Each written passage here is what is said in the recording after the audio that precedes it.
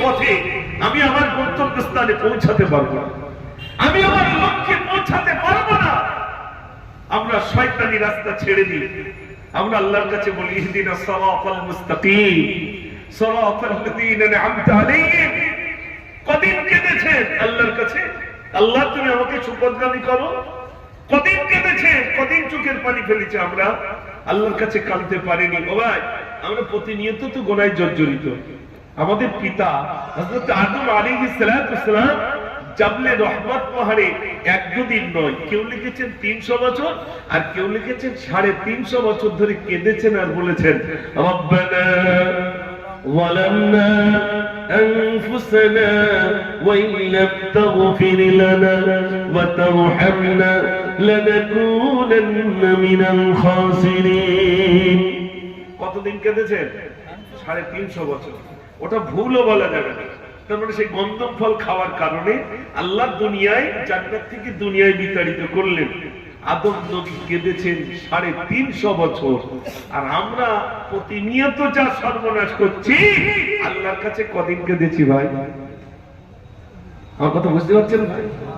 আল্লাহ আছেন না নাই? কথা বলে আছেন, আছেন।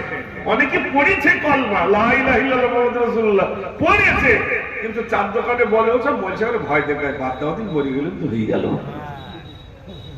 ভয় দেখায়। আপনি বলেন তো, মানুষ মারা গেলে কবরে বাঁশ আগে যায় না লাশ আগে যায়? আগে বাঁশ যায়, আগে লাশ যায়?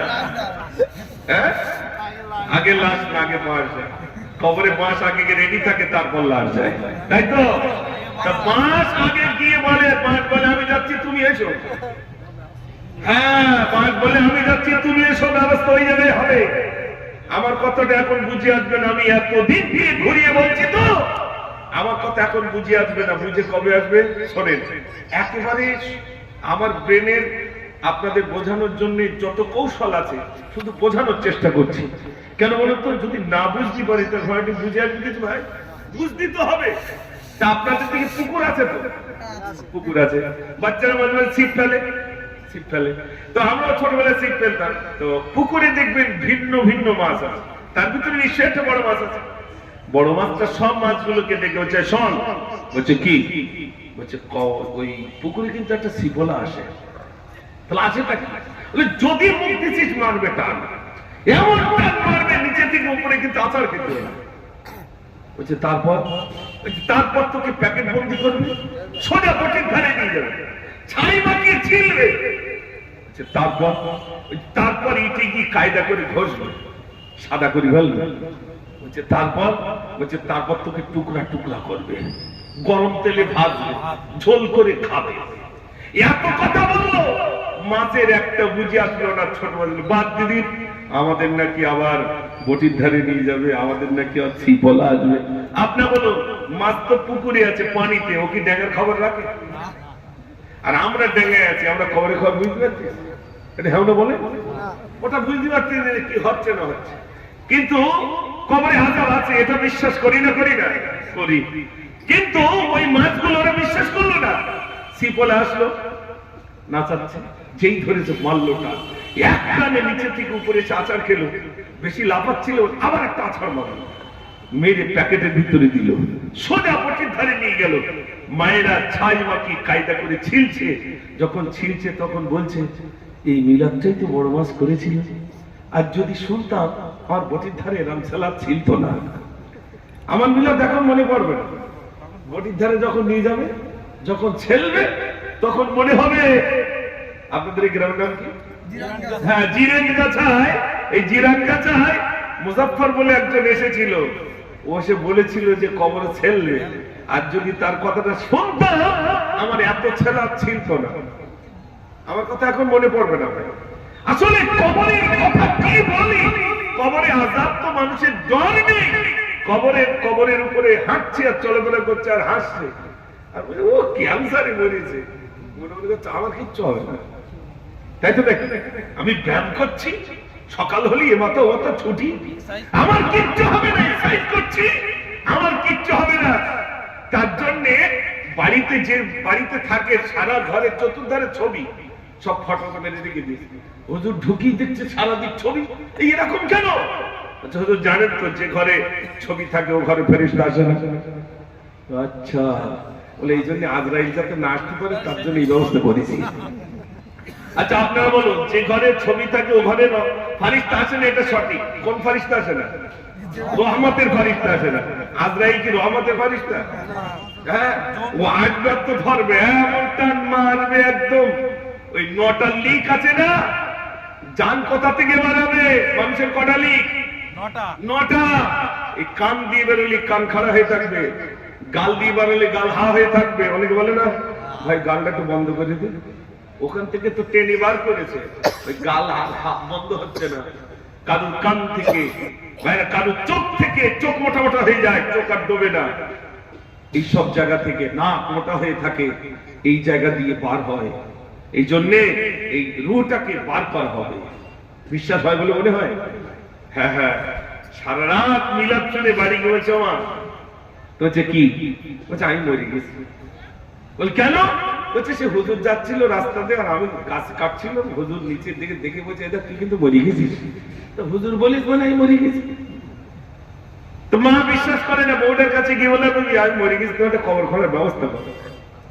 বউটা বললে মনে ব্রেনে কোনো সমস্যা হয়েছে, তাড়াতাড়ি করে বলছে তুমি চলো দিন ডাক্তারখানে চলো, তোমার মনে কোনো সমস্যা হয়েছে। দেখলো বিবিটাও শোনে না, মাটা শোনে না, কোনোদিন মসজিদে আসে না। মসজিদের পোটের ধারে দাঁড়িয়ে বলছে, নামাজ পড়ে সব ফিরছে, বলছে ভাই আমি মরে গেছি, আমার একটা কবর খোলার ব্যবস্থা করো। মুসল্লিরা দেখছেন মনে হয় ব্রেনের কোনো ডিস্টার্ব, খালি পা নিলে মাথায় ঢেলে দিয়েছে। এর দেখলে এরা তাহলে কেউ শুনলো না। ঠিক আছে, একটা কোদাল নিয়ে আর নিজে গিয়ে মাঠের মাঝখানে কবর খুঁড়ে নিজেই শুয়ে পড়েছে। তোরা যখন কবর খুঁড়লি না, আমি নিজে কবর খুঁড়ে নিজে শুয়ে, ও শুয়ে পড়ে আছে, কোদাল উপরে রেখে দিয়েছি, নিচে লাশ শুয়ে পড়েই আছে। আর মনে মনে করছে কবরে মন কান্নে কি আসে? আসে কই? কবরে মন কান্নে কি আসবে? মানে মন কান্নে কি কবরে যখন সোয়াল জবাব করতে আসবে ফারিস্তা আসবে তো? ও শুধু টেনশন করছে, তাই ফেরেশতা আসে, কবরে আসে কই?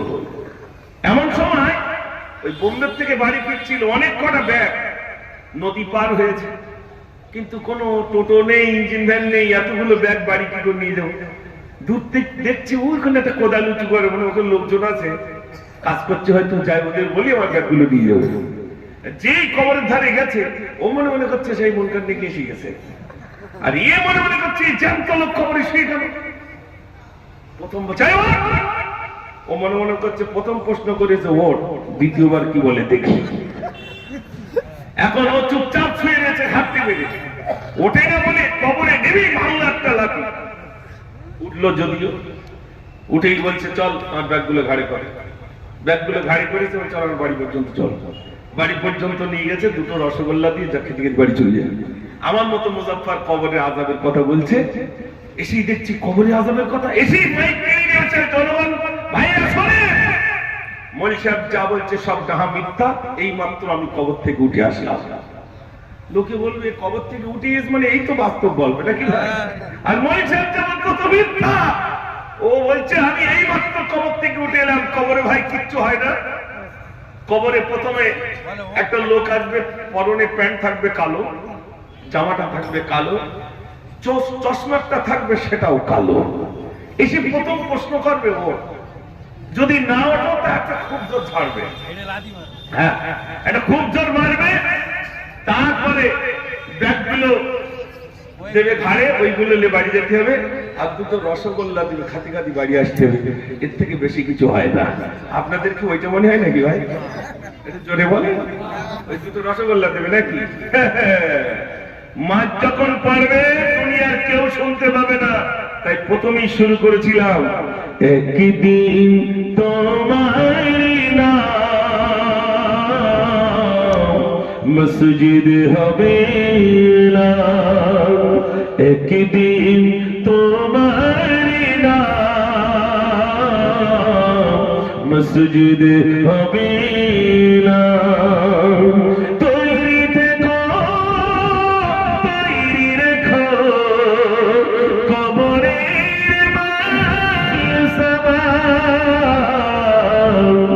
একদিন তোমার নাম মসজিদ হবে না। একদিন তোমাকে পরিয়ে কাপড়, সঙ্গী স্বজন করিবে দাপন। হঠাৎ চলে গেলে আদরের ধন, প্রিয় মা বাবার বাসি নয়ন। তৈরি থেকো, তৈরি রেখো সুন্নতি আমল ঈমান। একদিন তোমারি নাম মসজিদ হবে না। একদিন তোমারি নাম মসজিদ হবে না। আল্লাহুম্মা সাল্লি সবাই পড়ে وعلى آل سيدنا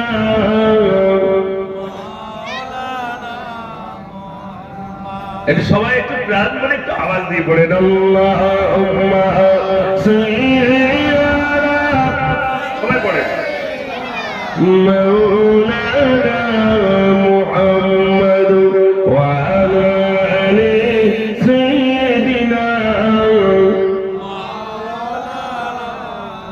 একটা গজল আপনাদের কাছে বলি, এতক্ষণ তো গজল সেভাবে বলি নাই, রাসূলের শানে একটা গজল আপনাদের কাছে বলবো ইনশাআল্লাহ। আওয়াজ যদি জোর হয় তাহলে মনে করো শুনবেন, আর আওয়াজ যদি কমে যায় তাহলে মনে করো শুনবেন না। নারে তাকবীর, দাড়ি পাল্লা সমান হয়ে গেল, আর একটু জোর হবে না। নারে তাকবীর।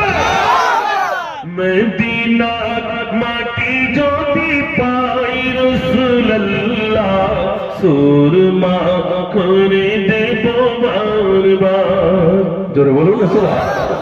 মদিনার মাটি যদি পাই রাসূলুল্লাহ, সুরমা করে দেব বারবার। যদি যেতে নাহি পাই সোনার মদিনায়, যদি যেতে নাহি পাই সোনার মদিনায়, দিও দেখা স্বপ্নে ওগো রাসূলুল্লাহ, সুরমা করে দেব বারবার। মদিনার মাটি যদি পাই রাসূলুল্লাহ, সুরমা করে দেব বারবার। জোরে বলুন না সুবহানাল্লাহ। একটু মহব্বত করে বলুন না সুবহানাল্লাহ। কবি লিখলেন মদিনার পানে চেয়ে থাকি প্রতিদিন, একে একে দিন যায় ভাঙে মনোবল। ডানা মেলে পাখি যায় পাক মদিনা, দেখে মন আঁখি দুটি করে চলো ছল। আমি ভাবি নিরালায় পাক মদিনার আশায়, আমি ভাবি নিরালায় পাক মদিনার আশায়। দিদারে দেখা দাও গো রাসূলুল্লাহ, সুরমা করে দেব বারবার। মদিনার মাটি যদি পাই রাসূলুল্লাহ, সুরমা করে দেব বারবার। জোরে বলুন না সুবহানাল্লাহ। নারে তাকবীর। ভাইরা, আমি আলোচনা রাখতে যে মাঝে মাঝে দু চারটি গজল আপনাদের কাছে শুনিয়েছি, বিশেষ করে যুবক ভাইদের জন্য। আমার যুবক ভাইদের কাছে আমার অনুরোধ, আগামী কাল কি বার ভাই? আজ শুক্রবার পড়ে গেছে, যেহেতু আরবিতে রাত আগে আসে, জুমার দিন। ইয়া আইয়ুহাল্লাযীনা আমানু ইযা নুদিয়া লিস-সালাতি মিন ইয়াউমিল জুমআতি ফাসআউ ইলা যিকরিল্লাহ। এখানে যত ভাইরা আছেন, আমার কথা না, আল্লাহ বলছেন, তোমাদের দোকান পাট ব্যবসা বাণিজ্য সব বন্ধ করে কিসের জন্য চলে যাও? নামাজের জন্য, সালাতের জন্য চলে যাও, জিকিরের জন্য চলে যাও। এখানে যারা আমরা ভাইরা আছি, আগামীকাল জুমার দিন নামাজ পড়বো ইনশাআল্লাহ। একটু জোরে বলুন না ইনশাআল্লাহ।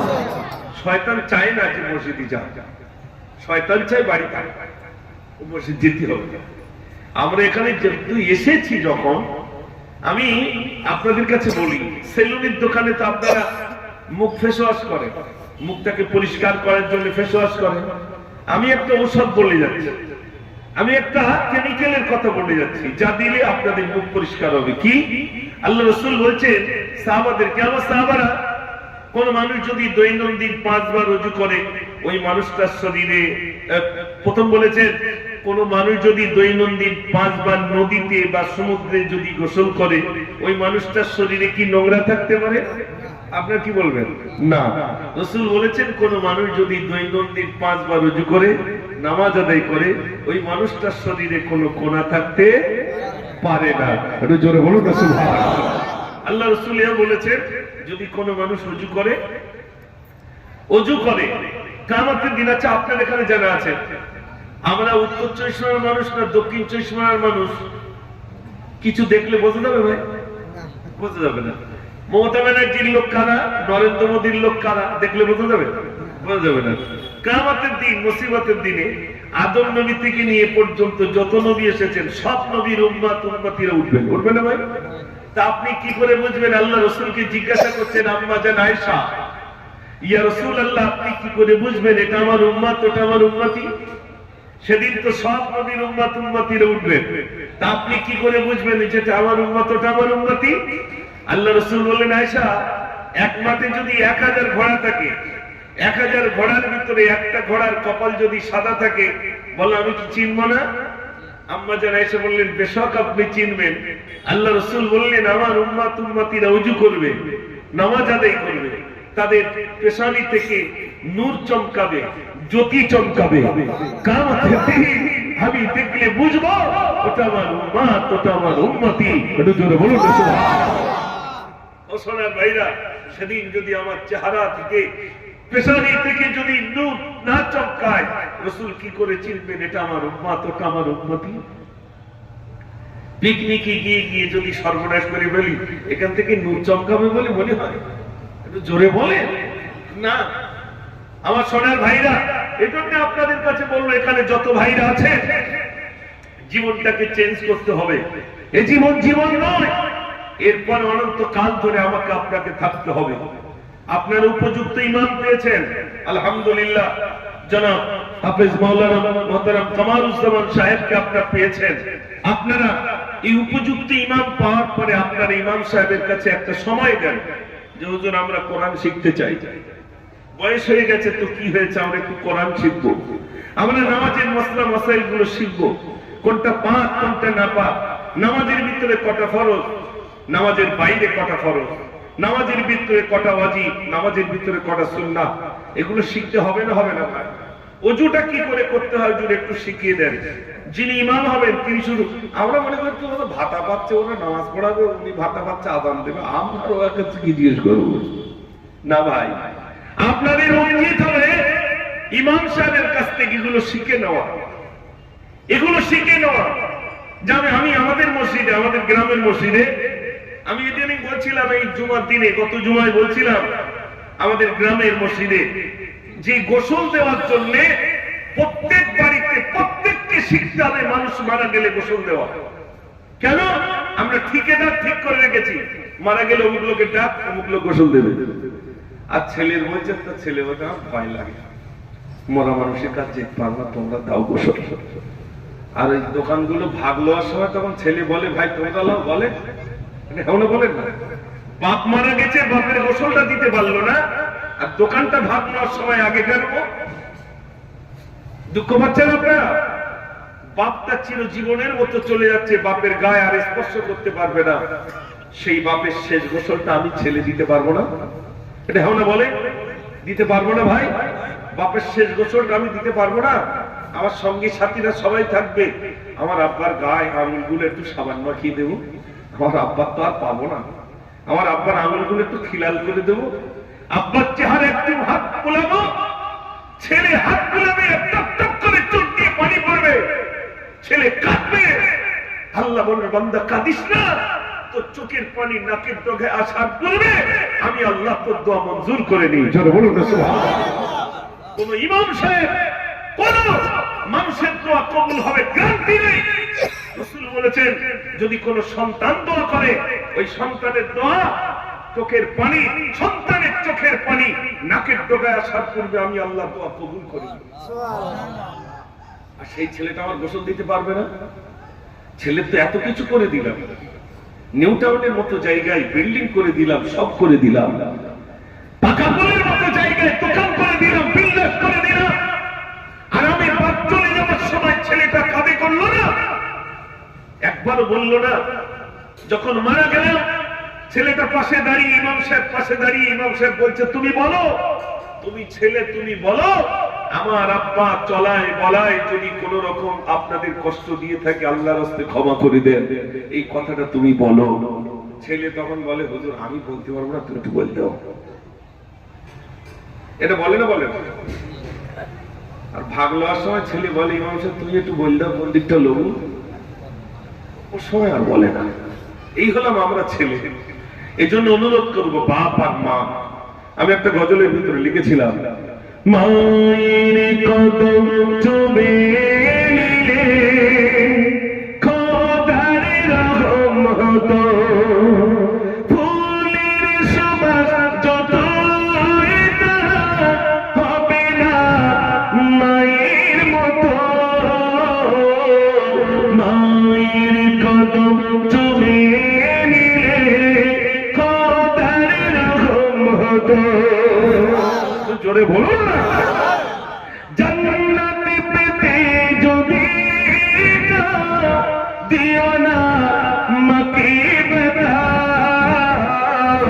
করবে তোর নিজম রতনা মায়ের দিলে গাথা। কোথায় গেলে পাবো বলো আমার মায়ের মতো। মায়ের কদম চুমে নিলে খোদার রহমত। একটু জোরে হবে না? নারে তাকবীর। সোনার ভাইরা, আমি বলছিলাম যে আমি একজন গার্জিয়ান, আমি একটা ছেলে তৈরি করে যাই, যে ছেলেটা ডাক্তার হোক, মাস্টার হোক, উকিল হোক, ব্যারিস্টার হোক, ইঞ্জিনিয়ার হোক, যাই হোক, আমি মারা গেলে যেন আমার ছেলেটা আমার সামনে দাঁড় করিয়ে, অর্থাৎ আমার লাশটার সামনে দিয়ে আমার ছেলেটা যেন বলতে পারে আল্লাহু আকবার। আমার জানাজাটা যেন আমার ছেলে পড়ায়, আমার ছেলে দোয়া করবে আল্লাহুম্মা ইগফির লি হাইয়িনা ওয়া মাইয়িতিনা ওয়া শাহিদিনা ওয়া গায়বিনা ওয়া সাগীরিনা ওয়া কাবীরিনা ওয়া যাকারিনা ওয়া উনসানা। আল্লাহুম্মা মান আহইয়াতাহু মিন্না ফাআহইহি আলাল ইসলাম ومن توفيته منا فتوفه على الإيمان। এরকম ছেলে একটা তৈরি করে যাই ভাই। আপনার ছেলে স্কুলে পড়ুক, আমি মানা করছি না, আপনি চলে যান। আমি বলছিলাম না প্রথমেই, টিপু সুলতান মসজিদের ওখানে গেলে দেখবেন তারাও তো যুবক, আমরাও তো যুবক। সেই যুবকগুলো যদি মসজিদে যেতে পারে, আমরা যুবক, আমরা কেন মসজিদে যেতে পারবো না? ঠিক কিনা ভাই? এই জন্য আমার বাপজি জানারা আছে, ছেলেদেরকে একদিন ডাকেন, ছেলেকে ডাকেন, মেয়েকে ডাকেন, দেখি আপনি বোঝান আব্বা আমি নামাজ কালাম যাই পড়ি তোমার জন্য হয়তো আমাকে জাহান্নামে যেতে হবে, তোমার আদর্শ, তোমার চলা, তোমার বলা, ওটাই হয়তো আমার সেদিন জাহান্নামে যাওয়ার কারণ হয়ে যাবে। আব্বা তুমি যদি নামাজ পড়ো, তুমি যদি ভালো কাজ করো, আমি দুনিয়াও শান্তি পাবো, কবরে শুয়ে শুয়ে আমি শান্তি পাবো। আব্বা তুমি যদি দুনিয়ায় নোংরা কাজ করো, ছেলেকে বোঝা। আমরা ছেলেকে বুঝিয়েছি, আমরা বলি বোঝাতে গেলে হয়তো ভাবটা দেবে না, তার ঠিক নেই বাবা, বলি লাভ নেই। এই জন্য নিজের ছেলেকে আপনি নসিহত করবেন। হযরত লোকমান তিনি তার ছেলেকে ডেকে নসিহত করেছেন, ছেলেকে ডাক দিয়ে বলে ছেলে শোনো, লা তুশরিক বিল্লাহ, আল্লাহর সঙ্গে শিরক করো না, আল্লাহর সঙ্গে অংশীদার করো না। প্রত্যেকটা বাপ তার ছেলেকে নসিহত করে। আমাদের নসিহত কি? অমুক জায়গায় চারটে দোকান আছে, খোকা ভালো করে দেখিস, অমুক জায়গায় জমি রয়েছে, জায়গাগুলো তুই বুঝে নে, না তুই মরে গেলি আর বুঝতে পারবি না, কোথায় রেকর্ড করা আছে না কাগজপত্র বুঝে না। আমি যেন আল ঠেলিছি, তুই একটু আল ঠেলি নে। এগুলো নয়। আমার সোনার ভাইয়া ছেলেকে নসিহত করুন, নামাজের জন্য বলুন, মেয়েটাকে নামাজের জন্য বলুন, বিবিকে বলুন বিবি তুমিও নামাজ পড়ো। আমি কসম খোদার আপনাদের বলে যাচ্ছি, যদি তা করতে পারেন, আপনার বাড়ির ছেলেটা নামাজ পড়বে, মেয়েটা নামাজ পড়বে, বিবিটা নামাজ পড়বে, আপনি নামাজ পড়বেন, আপনার বাড়িতে আল্লাহর তরফ থেকে রহমত আসবে, করুণা আসবে, দয়া আসবে। জোরে বলুন না সুবহানাল্লাহ। নামাজ নেই, আল্লাহ রহমত নেই, নামাজ নেই, আপনার বাড়িতে টাকা আসবে, টাকা। ও মেথরও খায়, লুচিরাও খায়, সবাই খায়, টাকা সবাই উপার্জন করে, করে না করে না ভাই? সবাই টাকা উপার্জন করে, কিন্তু আমি যে টাকাটা উপার্জন করবো, ও টাকাটা হবে যেন হালাল টাকা হয়। ওটা হালাল কোনটা হারাম, আমার ছেলেকে আমি শিখিয়ে দেবো, বাবা একটি টাকা উপার্জন করবে হালাল টাকা, বেহালালি টাকা উপার্জন করবে না, আল্লাহর কাছে কৈফিয়ত দিতে হবে। বাবা বিরাট কিছু প্রয়োজন নেই, হালাল টাকা আল্লাহ যতটুকু খাওয়ায় 50টা বছর 60টা বছর বাবু বাঁচবে, এছাড়া বেশি দিন নয়, ঠিক কিনা ভাই? বেহালালি টাকা উপার্জন করে কোনো লাভ নেই, কোনো লাভ নেই, কোনো লাভ নেই। তাই আপনার এখানে যারা আছেন, আমার এতক্ষণে 2 ঘন্টার বক্তব্যে আপনারা কি কষ্ট পেয়েছেন? একটু জোরে বলে। আমার পরেই আসছেন আমাদের লেকচারার অ্যাসোসিয়েশন অফ বেঙ্গলের প্রখ্যাত আলেমে দ্বীন, আলহামদুলিল্লাহ। আপনারা হ্যান্ডবিলো নাম দেখেছেন, জনাব হযরত মাওলানা মুফতি আব্দুল হাকিম সাহেব হুজুর, তিনি আমাকে খুব প্যার করেন। আমরা একটি সংগঠন করেছি, সংগঠনটি হলো ওই লেকচারার অ্যাসোসিয়েশন অফ বেঙ্গল। যত আলেম ওলামারা আছি আমরা সব একত্রিত হয়েছি। কেন হয়েছি? অধিকাংশ আলেমরা আমরা একত্রিত হয়েছি। আমরা রাত বিরাত চলি, বিভিন্ন জায়গায় যাই, পুলিশের সম্মুখীন হতে হয়। পুলিশ আমাদের জিজ্ঞেস করে কোথায় গিয়েছিল, আমরা যদি বলি জলসায়, ওরা বুঝতে পারে না। এই জন্য আমরা সরকারি স্বীকৃতি একটি সংগঠন এবং তার কার্ড করা হয়েছে, যে কার্ডটাই লেখা আছে লেকচারার অ্যাসোসিয়েশন অফ বেঙ্গল।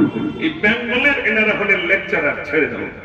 আমাদের প্রত্যেকের গাড়িতে এই বোর্ড মারা আছে, আমরা লেকচারার হিসাবে রাত বিরাত বিভিন্ন জায়গায় যেতে হয়, এ জেলা থেকে অন্য জেলা, অন্য জেলা থেকে অন্য জেলা। আপনার দোয়া করেন আল্লাহ যেন এর দ্বীনের খেদমত করা আল্লাহ তৌফিক আমাদের নসিবে কবুল করেন। সবাই বলুন আমিন। আপনারা আমাকে একটা টাকা দেবেন, আমি জলসার থেকে নামলে টাকাটা কি করি? টাকাটার হিসাব আপনাদেরকে দিয়ে যাই। টাকাটার হিসাব এই দিই, আল্লাহ পাক 2টি মাদ্রাসা করার সুযোগ দিয়েছেন। আপনাদের এই ইমাম সাহেব মাওলানা হাফেজ মাওলানা কামারুজ্জামান সাহেবের মানে ছেলে নাম হচ্ছে মিনহাজ খান, সেই বছরে পাগড়ি পাবে আলহামদুলিল্লাহ, আমার ওখান থেকে ফারিগ হচ্ছে। এবছরে 5টা ছেলে ফারিগ হচ্ছে। ছেলেদের মাদ্রাসায় 110 জন আলহামদুলিল্লাহ বর্তমান ছেলেরা আছে, তাদের খাওয়া দাওয়া সবকিছু আলহামদুলিল্লাহ বহন করতে হয় এবং গায়ের মানুষ বললে সহযোগিতা করেন। একটা মেয়েদের মাদ্রাসা করেছি, মেয়েদের মাদ্রাসা বলতে স্কুল টাইপে করা হয়েছে। শুধুমাত্র 50টা মেয়ে, যারা আমাদের মানে স্থানীয় মেয়ে, তারাই পড়াশোনা করবে। ক্লাস 5 থেকে 8 পর্যন্ত স্কুলের সাবজেক্ট সহ কিছু অ্যারাবিক সাবজেক্ট তাদের দেওয়া হবে, কোনটা হালাল কোনটা হারাম, কিছু মশলাগত দিক তারা যেন জানতে পারে, কিছু উর্দু শিখতে পারে, কোরআন অন্তত ভালো শিখতে পারে, তার জন্য স্কুল বানানো হয়েছে। আপনারা দোয়া করেন আল্লাহ যেন এই দ্বীনের খেদমত করার তৌফিক আল্লাহ আমাদের নসিবে কবুল করেন। সবাই বলুন আমিন। যতদিন বাঁচিয়ে রাখবেন ততদিন যেন ইসলামের উপর ইস্তেকামাত রাখেন। সবাই বলুন আমিন। আমি যুবক ভাইদের জন্য যাওয়ার আগে একটা ছোট্ট গজল বলে বিদায় হব। যদি শুনতে চান একবার আওয়াজ দেখি, নারে তাকবীর। যুবকদের আওয়াজ এরকম, যুবকদের আওয়াজ কত জোর, আর একটু জোরে দেন নারে তাকবীর। মাশাআল্লাহ। আমার যুবক ভাইরা, তাহলে আমার বক্তব্যটা বুঝতে পেরেছেন? আগামীকাল মসজিদে যাবো তো ইনশাআল্লাহ। এটা কি রাস্তা হয়ে গেছে? যাই বলো বলো, তার মানে কি যুবক ভাইদের শুধু আমি বললে হবে না, আমি বললে হবে না, আপনাদেরকে বলতে হবে। এটা নিয়ে একটা জলসায় গেছি, তা জলসায় গেলে সব মুরব্বীরা ধরে হুজুর একটু নামাজের কথা বলবেন। সব ছেলেরা নামাজ কালাম পড়েন। বলছি নামাজের কথা তো বলবো, বাপ যদি ছেলের বলে 1 বান্ডেল বিড়ি কিনে নেয়, তা ওই ছেলে কি বিড়ি খাবে না বিড়ি খাওয়া ছাড়বে? আপনাদের কেমন মনে হয়? আল্লাহ কেউ কথা বলে। বাপ যদি ছেলের বলে কিনে নেয়, তা ছেলে হাঁটতে হাঁটতে তো টান মারবে, টান মারবে। ও জানে আমার বাপ চালাচ্ছে, আমি চালাবো। আরে ছেলে কি নামাজ পড়বে? ছেলের মা নামাজ পড়ে না।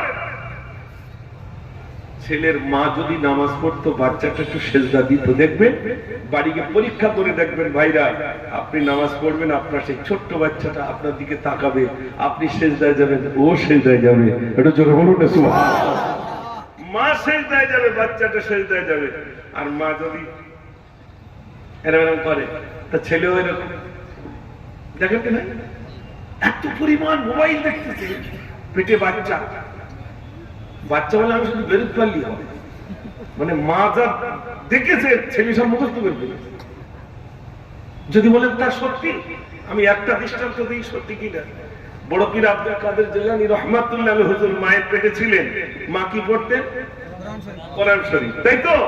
মা কোরআন পড়তেন, শিশু জন্ম নিয়েছে, মাদ্রাসায় নিয়ে গেছে, মক্তবে ছেলেদের কোরআন শরীফ শেখাতে। যেই বলে জানি আলিফ চতুরের কথা 1 থেকে 18 পরে শুনিয়ে দিয়েছি। এটা জোরে বলুন না সুবহানাল্লাহ। ভাইরা বলে বড় পীর আব্দুল কাদের জিলানী রাহমাতুল্লাহ আলাইহি হুজুরের হাত ধরে ওস্তাদ কি করলেন? মায়ের কাছে নিয়ে গেলেন। আব্দুল কাদেরের মা, তুমি আমার সঙ্গে মিথ্যা কথা বলছো কেন? কি মিথ্যা কথা বললাম? তোমার ছেলেটাকে কোরআন শরীফ শিক্ষা দিতে দিয়েছিলে, আলিফ শিক্ষা দিতে দিয়েছিলে, কিন্তু তোমার ছেলে 1 থেকে 18 পড়া শুনিয়ে দিল। ওস্তাদ আমার যেটা বললেন, হযরত আব্দুল কাদের জিলানী রাহমাতুল্লাহ আলাইহি হুজুরের মা ঝরঝর করে করেন। ভাইরা আমার, ওস্তাদ বললেন, ও আব্দুল কাদেরের মা, তোমার চোখে পানি কেন? তুমি আমার কথায় কি কোনো ব্যথা পেয়েছ? হুজুরের কথা শুনে মা বলেন, না, আমার মনে একটাই কষ্ট, আমার ছেলেটা 1 থেকে 18 পারা পড়েছিল বলে আমার ছেলে 1 থেকে 18 পারা শুনিয়েছে। আমার কষ্ট হচ্ছে সেদিন যদি আমি কথা কোরআনটাই খতম করে দিতাম, আমার আব্দুল কাদের 18 পারার হাফেজ হতো না, বড় গোটা কোরআনের হাফেজ আমার আব্দুল কাদের বেড়ে যেত। মা কি পড়েছে? কোরআন শরীফ। ছেলে কি শিখেছে? আর আমাদের এত গালাগালি দিচ্ছে বাচ্চা, বাবাকে জিজ্ঞেস করে, কার ছেলে দেখতে? সবাই বলছে মুজাফফর। খবর দিচ্ছে মুজাফফরের, জিজ্ঞেস ভাই একটা কথা বলুন, বল। বলছে তোমার ছেলে ভাই রাস্তায় এত গালাগালি দিচ্ছে, সে শোনার মতো। মুজাফফর তখন কি বলবে? এটা সঙ্গদোষে হচ্ছে, বলে না ভাই? সঙ্গদোষে হচ্ছে বলে মনে হয়। ওই বাপ আর মা যুদ্ধ করছে, এই যদি 3টে গালি দেয়, ও দেয় 10টা। দে বলে তুমি কোন খাটে শুয়ে যাও, ওটা আমার বাপ দেশ। যে আলনায় জামানা কোটা আমার বাপ দেশ। যেটা কান মোড়া দেয় ওই ওই কি আপনাদের কি বল পাকা বলের দিকে যাও, ওটা আমার বাপ দিয়েছে। তুমি আমার বিরুদ্ধে বলবে, তার মানে যে কজন লে রেখেছে একটু খবর লে দেখেন, সব চোরাঘুষি খাচ্ছে। খবর লে দেখেন, খবর নিয়ে দেখেন কেমন আছো। বলছে ভাই শুধু বাইক চালাচ্ছি, এদিকে চোরাঘুষি চলতেছে, কিচ্ছু করার নেই। যারাই খেয়েছে ওই শুকরের পায়খানা, সব কটা বলি। আর আপনারা যারা আছেন, যদি কোনো যুবক ভাই বিয়ে শাদী করেন আগামী দিনে, ওই পায়খানা খাবেন না, দয়া করে হাত ধরে যাচ্ছে। যদি বলে হয়তো পা ধরে বলতে, তাও বলবো। আর যদি বলেন তাও খাবো, পরে গেছে ওরা ঘুষি খাবেন, কোনো টেনশন নেই। তদবির করে কোনো লাভ নেই, ও তদবিরই কাজ হবে না। হুজুর আজ তদবির করে দেবে, কাল সর্বনাশ হবে। এই জন্যে কোরআন ও হাদিস, কোরআন ও সুন্নাহ অনুযায়ী নিজের জীবন গড়তে হবে। রাজি আছি ইনশাআল্লাহ? একটু জোরে বলো না ইনশাআল্লাহ। নারে তাকবীর। গজল শোনাবো তো আল্লাহু আকবার, আওয়াজ কমে গেল। শুধু মনে মনে চেহারার জন্য লেসিস নে ভিটে। অনেকের মনে মনে হচ্ছে আরে কি যন্ত্র, আসলে তা না ভাই। আমি প্রথমেই বলেছি, হয় টিউব সারবে আর নাই টিউব বাস্ত হবে, দুটোর একটা হবে, আমিও বিদায় হব ইনশাআল্লাহ। একটু জোরে আওয়াজ দেন, নারে তাকবীর। তাহলে গজল শুনবেন একটা ইনশাআল্লাহ। যাওয়ার আগে একটা বলে যাই, আজাহের সুর সুর তবনাম গাই, মদিনা মিনারে সেই নাম হয়। আজাহের সুর সুর তবনাম গাই, মদিনা মিনারে সেই নাম হয়। আমি তোমার বাড়িতে ডাকি তোমায়, মসজিদে সেজদে গিয়ে বলি শুধু আমি আল্লাহ, ওগো আল্লাহ, ওগো আল্লাহ, ওগো আল্লাহ, ওগো আল্লাহ, ওগো আল্লাহ, ওগো